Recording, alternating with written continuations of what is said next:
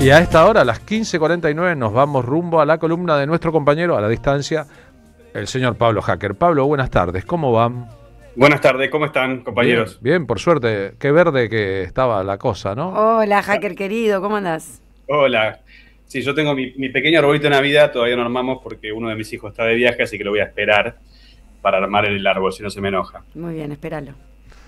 Bueno, la semana pasada habíamos hablado de algunos datos un poco dibujados, algunos dicen, otros decimos mentirosos, en relación a pobreza. El jueves y viernes se dieron a conocer los datos oficiales de pobreza que muestran una baja, por lo menos para los números del INDEC. Entonces, como yo venía trabajando en esto, conversé con dos economistas para justamente tratar de entender por qué al gobierno los números le dan una baja de la pobreza. Y la explicación no es tan sencilla, pero tampoco es tan difícil de entender.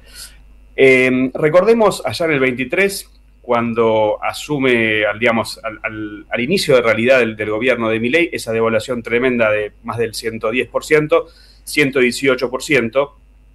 Eso implica instantáneamente, según la medición del INDEC, una caída de un montón de personas en la pobreza. ¿Por qué? Porque en la Argentina la pobreza se mide en relación a los ingresos solamente. Y esos ingresos tienen en cuenta una canasta básica de alimentos que tiene una proporción muy baja de lo que son los servicios. Hoy en día, los servicios luz, gas, teléfono e internet tienen una preponderancia mucho más alta de lo que era 10 o 15 años atrás. Entonces, al hacer esa comparación al principio del gobierno de Milei, claramente, numéricamente, se da una mejora en los números. Pero eso no implica que las familias argentinas estén mejor que antes. De hecho, hay muchos datos que dicen lo contrario. Uno de esos datos que es uno de los más importantes es el salario mínimo. Lo conversamos en la última columna, el salario mínimo es el más bajo de toda la región, de toda Latinoamérica, es $225. Pero incluso ese dato, que es un dato de referencia, muchos pueden decirme, bueno, pero ese no es el dato real de un salario hoy promedio de la Argentina, es verdad, es uno de referencia, pero si vemos todo el resto de la masa salarial y lo que ese salario puede comprar o ese salario promedio puede comprar, la baja es tremenda. Es casi el 35%, digamos, medido también por los números oficiales. Entonces, la forma quizás de encarar este tema, porque justamente cuando se dice la baja del 35%, sorprende, ¿no? Uno se da vuelta, mira hacia su costado, mira su propia realidad y ve que eso no es así.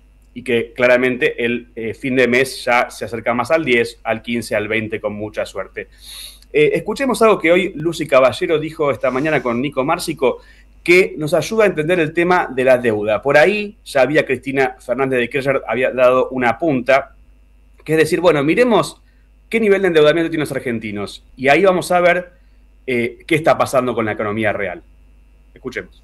Pensemos la diferencia en lo que estamos atravesando, incluso hoy con indicadores sociales peores a los de la crisis del 2001, pero con esta idea de que no hay grandes movilizaciones, ¿no? Y una diferencia central de ese momento ahora es, por ejemplo, el nivel de endeudamiento, la disponibilidad de dispositivos financieros para, de alguna manera, individualizar los costos del ajuste. Me explico. Si en el 2001 te quedabas sin trabajo, estabas en una situación de escasez, en una situación de desempleo, rápidamente tenías formas de colectivizar eso, ¿no? En un piquete, en un comedor, en una organización social. Hoy tenemos otros mecanismos, ¿no? La gente está tomando deuda para solucionar ingresos que cada vez alcanzan menos. Bueno. Qué claridad, Lucy Caballero, ¿eh? Muy claro, Lucy. Busquen la nota completa en el YouTube nuestro porque realmente es muy claro. El dato de la deuda es fuertísimo. 6.2 millones de argentinos están endeudados con bancos o billeteras virtuales, que esto es lo que decía Lucy, ¿no? Antes, quizás esa falta de, digamos, no llegar a fin de mes se resolvía, entre comillas, en un club de barrio, en una feria de canje, lo que todos recordamos del 2001, esas situaciones muy complejas, pero que tenían un tejido social que podía permitir cierta supervivencia. Bueno, hoy en día esa crisis se produce individualmente, porque es otro de los triunfos de Milei o de la nueva derecha, que es esto, que estemos todos separados, cada uno endeudado, muchos de nosotros trabajando muchísimo y no llegando a fin de mes, el promedio de la deuda de esos 6.3 millones de argentinos endeudados es de $3.800, o sea, casi 18 salarios mínimos.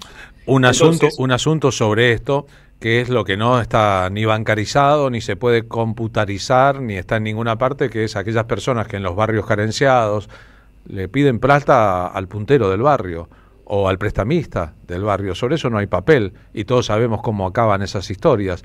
Y de eso hay un montón, del que tiene que resolver sin estar bancarizado, sin su economía. No pertenece a esos 6 millones de personas que están contabilizadas, sino a un universo tal vez tan grande como eso, cuya deuda no es pública ni está a disposición de nadie, pero es con un señor que vive en la esquina y que se pone pesado a la hora de cobrar, y con razón. Tal cual. Uno de los economistas que consulté es Juan Valerdi, que estudia justamente la economía no registrada o la economía oculta, que habla de esto. Es el prestamista de última instancia. Y gracias por esa acotación, Carlos, porque me permite hablar del otro gran tema, que es la deuda hacia afuera. ¿Recuerdan cuando la Argentina empezó y sigue tomando deuda casi como un adicto que no puede parar de tomar algo de deuda para poder sobrevivir y llegar un poquito más? Bueno, el FMI es el prestamista de última instancia, es el prestamista del barrio, claro, al cual uno llega desesperado porque no tiene otra forma de financiarse. La deuda externa, porque mañana se cumplen 10 años de aquella plaza de despedida de Cristina, aquella plaza de Mayo llena. Cuando fue hace 10 años, la deuda brutal, bruta del gobierno nacional desde entonces a hoy creció 108%. ¡Fua! Terrible. Desde el fin del gobierno de Cristina, del segundo mandato, la deuda al día de hoy, estos 10 años perdidos, subió 108%. La década endeudada. Absolutamente. A un ritmo de 10% por año de promedio. Tengo un asunto, Pablo Jarque, que no quiero quedar en deuda con Fabián Goldman, que está en el móvil 2 de la radio esperándonos, así que te invito a que lo redondees. Redondeo. Les adelanto que esto que estoy diciendo, mañana la radio va a lanzar un especial justamente hablando de estos 10 años y las diferencias que hubo entre aquel entonces y hoy. Y el último dato, y cierro con esto, es que la remuneración promedio en dólares por persona en el sector privado cayó en esa década perdida 17% y en el público 24%. Así que pueden dibujarla o contarla como quieran, la realidad es que estamos cada vez peor. Y cuando nos damos unas vueltas por las calles, lo conversamos recién con Rodrigo y Marina, de nuestras respectivas experiencias en el fin de semana, queda tan explícito que hay que ser ciego para no verlo. Gracias, Pablo. A ustedes, gracias. Pablo Hacker ayudándonos a pensar en este tema. Rápido nos vamos rumbo a Fabián Goldman en